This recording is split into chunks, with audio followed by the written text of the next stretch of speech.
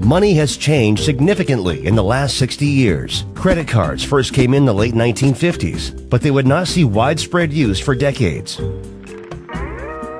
Available now at Bank of America. Expenses in line. Empire Card from M&T Banks. Bank checks were still the most popular form of payment besides cash. You can use checks to buy things. Increasing use of checks in the 70s led to the development of an electronic payment network to replace the ever-growing burden of maintaining paper records of payments. This network would be called the Automated Clearinghouse, or ACH. This is what allows your paycheck to be directly deposited into your bank account. The 20th century saw a rapid growth in technology across the Western world. This growth was so drastically fast there are multiple labels for this era: the communication revolution, the information revolution, and the computer revolution. But we will call this the digital revolution. Our representation of money used to be cash, paper bills, and metal coins. The digital revolution has made money ever increasingly become more virtual and less physical.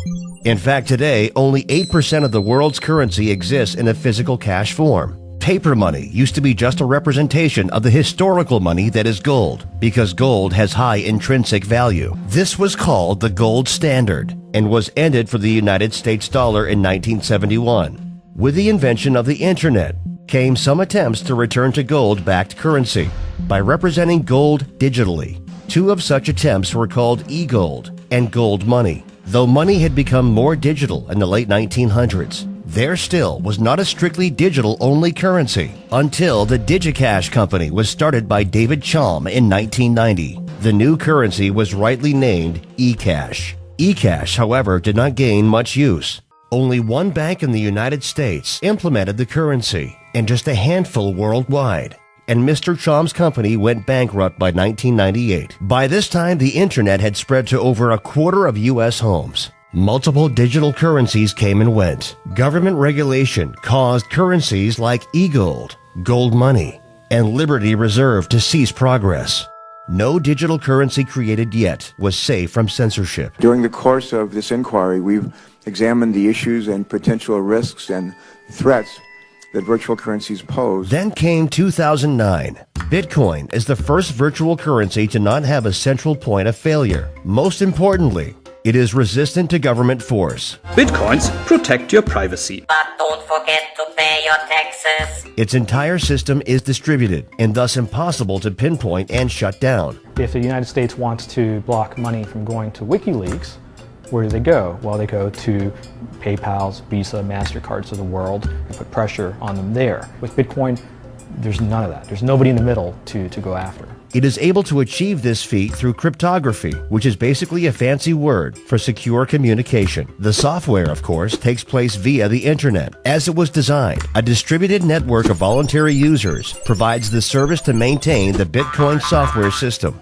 This currency allows you to send a payment to anyone in the world online without using any bank, company, country, government, or otherwise trusted third party. Sending Bitcoin basically works like an email, except that a Bitcoin's unit of value cannot be duplicated. Only a specified number of Bitcoin units will ever be in existence, much unlike the US dollar money supply, which is determined by the Federal Reserve Central Bank. America's money supply has basically doubled in just the past decade, causing prices of goods and services to do the same. After it was released, the first Bitcoins had near zero value because at this time, almost all the users were simply cryptography enthusiasts, computer nerds, playing around with some new and cool piece of software. By May 2010, Bitcoin was beginning to trade in the real world. It is likely the first transaction ever made with the fledgling currency, which began in 2009. This Papa John's pizza might look like an ordinary delivery, but it seems likely to go down in history as the most expensive food of all time.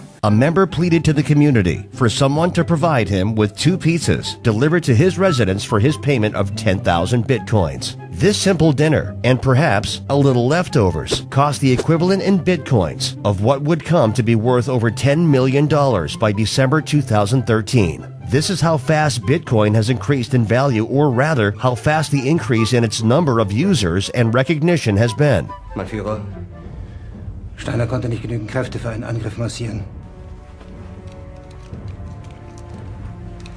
Der Angriff Steiners war ein Befehl! Mein Führer, ich kann nicht zulassen, dass die Soldaten, die für Sie verbringen... Ist das Feiglinge, Verräter, Versager! Online exchanges have been providing the trade of Bitcoins and dollars for years, though many have closed from site security issues and lack of complying with government regulations. Bitcoin pirate scandal. SEC steps in amid allegations that the whole thing was a Ponzi scheme. Mass adoption, however, will more easily happen from a recent trend that is growing fast. Now, if you haven't heard of Bitcoin yet, it is making international headlines and changing the way we exchange money. It is the first of its kind in the world, and today the Bitcoin ATM was unveiled right here in San Diego. Bitcoin ATMs are deploying worldwide, allowing the sale of Bitcoins for cash and cash into Bitcoins at physical locations. This machine changes it all by allowing users to get cash out or make deposits to their accounts. There are already such machines in Boston, Massachusetts, Austin, Texas, Mountain View, California, Vancouver, Canada, and Tijuana, Mexico.